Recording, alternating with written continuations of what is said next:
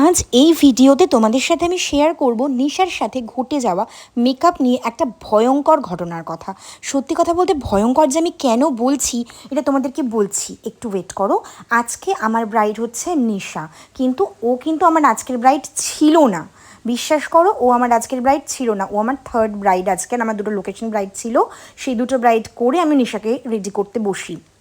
But কী হয়েছে ব্যাপারটা, ও আমার কাছে মোটামুটি ওই 15-20 দিন বা 1 মাস মতো আগে আসে।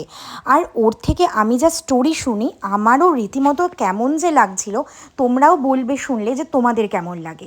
কি হয়েছিল, ওর বিয়ে ঠিক হওয়ার পর ওর সমস্ত রিচুয়ালস মানে প্রি ওয়েডিং, হলদি, বৃদ্ধি, গায়ে সমস্ত রকম মানে বিদায়, বিয়ে, রিসেপশন, ওভারঅল সমস্ত কিছুর জন্য একজন আর্টিস্টকে বুক করে।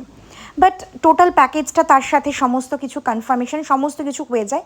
এবার ফার্স্ট কাজ যখন সেই মেকআপ আর্টিস্টের সাথে করতে যায় প্রি ওয়েডিংয়ে, তখন গিয়ে ও দেখতে পায় মানে ওকে যে মেকআপ লুকটা করে দেয়, তাতে করে কি হয়, ও এত বেশি ফ্রাস্ট্রেশনে পড়ে যায় নিজের লুক দেখে নিজে, যে ফটোশ্যুটটা মানে ঠিকভাবে করতে পারেনি।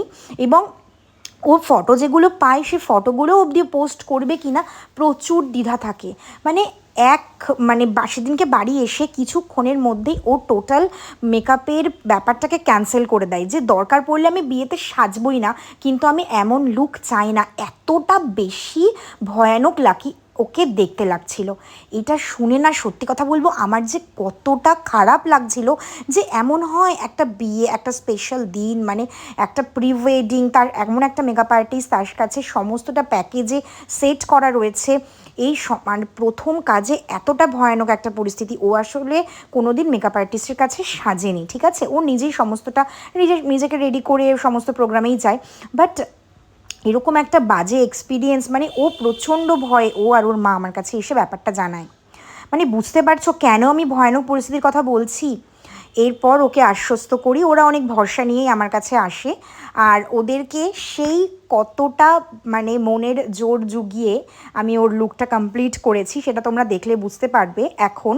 আর প্রথমে যখন ও সাজতে বসে ওর সেই ভয়ানক পরিস্থিতিটাই হয়তো মাথার মধ্যে ঘুরছিল, সে কারণে ওভাবে ও পাজল ছিল।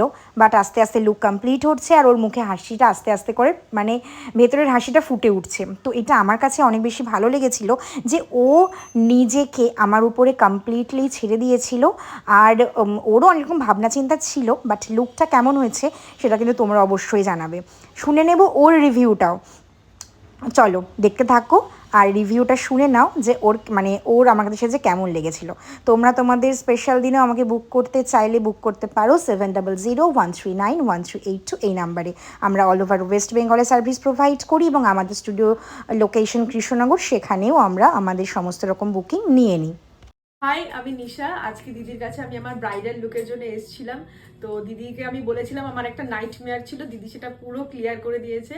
আর আমি একদম যেরকম বং একটা লুক চেয়েছিলাম ঠিক সেরকমই আমি একটা লুক পেয়েছি। আমার লুকটা দারুণ লেগেছে। সো থ্যাংক ইউ দিদি, এদিকে আসো তুমি। Thank you. আমি খুব খুব খুব হ্যাপি।